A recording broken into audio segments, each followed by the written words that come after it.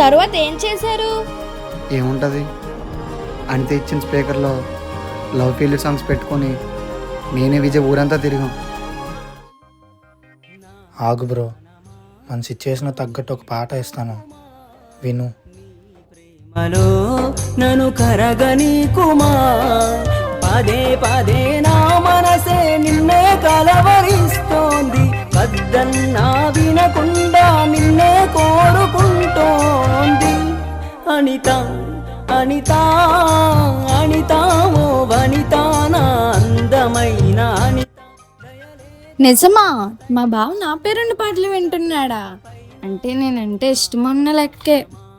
నన్ను వీడిపోకుమా నీ బాధపడకురా శ్రీను, ఎన్నెన్నో అనుకుంటాం, అన్నీ జరుగుతాయి ఏంటి?